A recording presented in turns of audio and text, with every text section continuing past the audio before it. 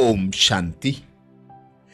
स्नेह, शक्ति, सरलता और गंभीरता की सहज मूर्त दादी गुलजार जी, जिन्हें बाल्यकाल से ही ईश्वरीय स्नेह में लवलीन रहने की विशेष अनुभूति प्राप्त हुई। आपने ईश्वर पिता के दिव्य दृष्टि का विशेष वरदान पाया। सदा निश्चित तथा ईश्वरीय रस में सदा मग्न आपका जीवन अनेक दिव्य विभूतियों से संपन्न था। प्रजापिता ब्रह्मा बाबा के अव्यक्त होने के उपरांत निराकार शिव परमात्मा ने आपके रथ अर्थात शरीर को साकार माध्यम बनाया और आपको दूसरा नंदी के रूप में विशेष पद दिया। आपको सब ब्रह्मा वत्सों को संपूर्ण संपन्न बनाने का विशेष रूहानी सेवा का कार्य प्रदान किया। तो ऐसी दादी हृदय मोहिनी जी, जिन्होंने हम भाई बहनों को संपूर्ण संपन्न बनाने के लिए बाबा के ज्ञान के गुह्य रहस्यों का मनन चिंतन कर अनेक युक्तियां बताई, अनेक विधियां बताई। दादी कहती, अंतिम समय प्रमाण तपस्या स्वरूप को प्रत्यक्ष करना है। तपस्या स्वरूप को प्रत्यक्ष कैसे करें, जिसके लिए दादी कहती तपस्या करना और तपस्वी मूर्त बनना, इसमें अंतर है। तपस्या करना वह थोड़े टाइम के लिए है, 4, 6, 8 घंटा किया, लेकिन तपस्वी मूर्त बनना, जब मूर्त बन गए, तपस्या स्वरूप बन गए, तो स्वरूप सदा होता है। तो हम सभी सिर्फ तपस्या करने वाले नहीं हैं, योग लगाने वाले नहीं हैं, लेकिन योगी जीवन वाले हैं। तो जीवन सोते हुए भी, उठते हुए भी, चलते फिरते या काम काज करते हुए भी योगी जीवन है। तो योगी जीवन माना सदाकाल। जीवन के घंटे मुकर्रर नहीं होते। जीवन तो जब तक जीते हैं तब तक जीवन है। तो हमारी तपस्या या योग सिर्फ जब हम ऑफिशियल बैठते हैं तब तक नहीं है। बाकी जब हम संगठन में और निश्चित समय पर बैठते हैं तो वायुमंडल की और बाबा की विशेष मदद अनुभव होती है, वह भी जरूरी है। जैसे अमृत बेले व नुमा श्याम के लिए बाबा ने हम सबके लिए विशेष डायरेक्शन दिए हुए हैं, लेकिन साथ में बाबा ने कर्म योगी शब्द भी कहा है। कर्म योगी का अर्थ यह नहीं है कि जब योग लगाएं तब योग हो और कर्म करें तो योग खत्म हो जाए या समा जाए, इमर्ज रूप में नहीं हो।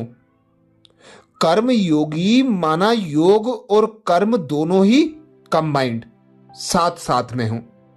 कर्म योगी माना सदा का योगी। तो हमारा स्वरूप ही तपस्या का है। एक तप है मन को एकाग्र करना, यह है हमारी तपस्या। एकाग्रता माना एक में बुद्धि लगी रहे, मन लगा रहे, एक के अंत में रहना, यह है एकांत। बाबा की याद में आप इतने लगन में मगन हो जो आपको कुछ भी अपने तरफ खींचे नहीं। इसको कहा जाता मन बुद्धि की एकाग्रता, और ऐसी एकाग्रता ही तपस्या है। तपस्या माना एकाग्रता, तपस्या माना एकांतवासी, एक के अंत में लगे रहना और कोई बात में नहीं जाना। जो मगन होता है उसको कोई सुध-बुध नहीं होती। मगन होना माना मन बुद्धि हिले ही नहीं, इसको कहा जाता है तपस्या। स्मृति में एक बाबा है और वृत्ति में है कि हम सब आत्माएं हैं और कुछ भी दिखाई ना दे। यह नारी है, यह नर है, यह काला है, यह क्रिश्चियन है, यह बुद्धि है। कहां भी बुद्धि नहीं जाएगी। किसको भी देखेंगे तो आत्मा को ही देखेंगे। जैसे यह भी बाबा की प्यारी मीठी आत्मा है। इस प्रकार आत्मा का ज्ञान जब बुद्धि में होगा तभी तपस्या हो सकती है।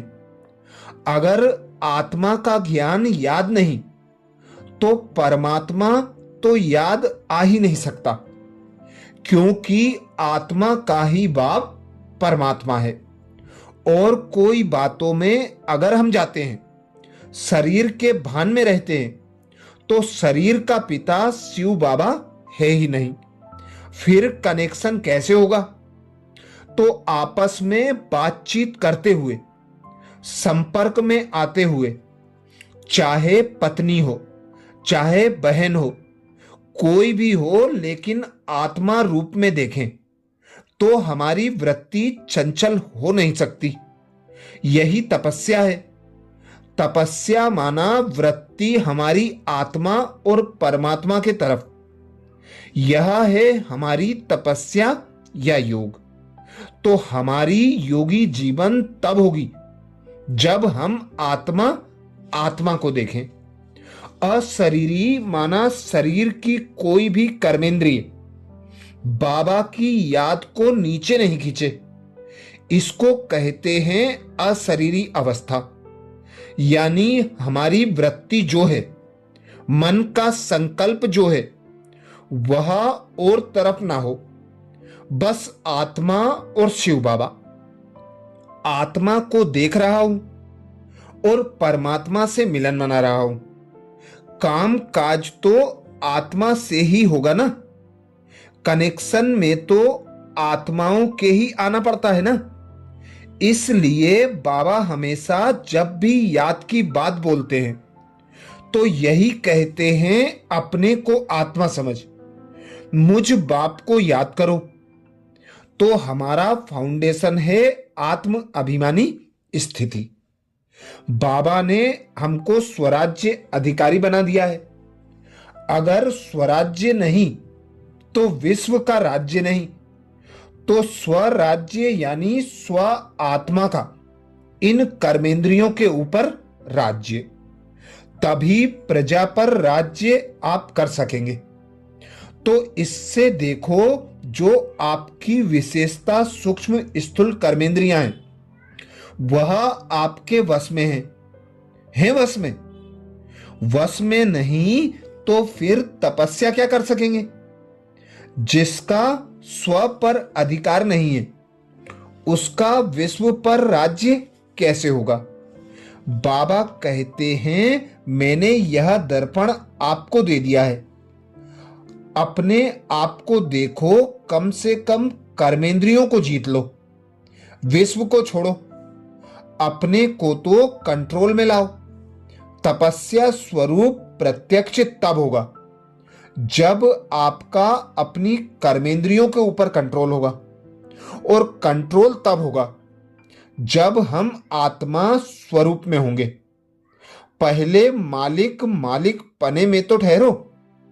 इसलिए तपस्या स्वरूप बनना है, सिर्फ तपस्या करने वाले नहीं बनना।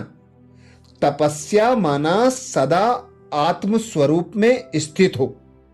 देही अभिमानी स्मृति का ही आसन है। मैं आत्मा हूं, मैं अशरीरी आत्मा हूं, मैं देही हूं, देह नहीं हूं। इस स्मृति की सीट अर्थात आसन पर बैठ जाओ। भ्रकुटी भी एक आसन है। इस आसन पर आत्मा बैठी है, तो बस इस पर बैठ जाओ और आत्मा हूं, आत्मा आत्मा को देख रही हूं। आत्मा आत्मा से बात कर रही हूं।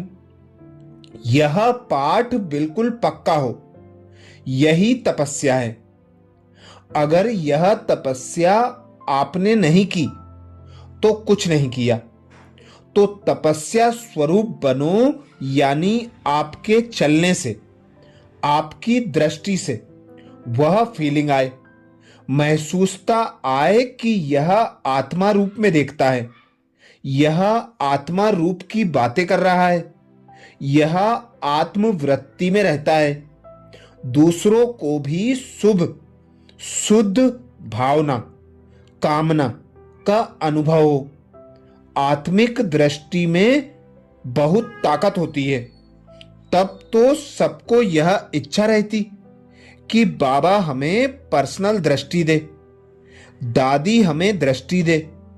तो आपकी दृष्टि वृत्ति स्मृति और कृति अर्थात कर्म आत्म अभिमानी होने चाहिए। तभी आपका तपस्या स्वरूप प्रत्यक्ष हो सकेगा। नहीं तो तपस्या स्वरूप प्रत्यक्ष नहीं हो सकता। और बाबा तो चाहता ही है कि यह मेरे बच्चे विश्व में आत्मिक वातावरण फैलाएं। दुनिया में यह झगड़ा अशांति सब बॉडी कॉन्सेंस के कारण है। तो अभी से तपस्वी बन जाना। सिर्फ तपस्या करने वाले नहीं, तपस्वी स्वरूप निरंतर हो, यही तपस्या है। इसी लक्ष्य को लेकर के अपनी इस तपस्या को अविनाशी बनाना है। यही अंतिम समय प्रमाण तपस्या स्वरूप की प्रत्यक्षता का आधार है। अच्छा, ओम शांति।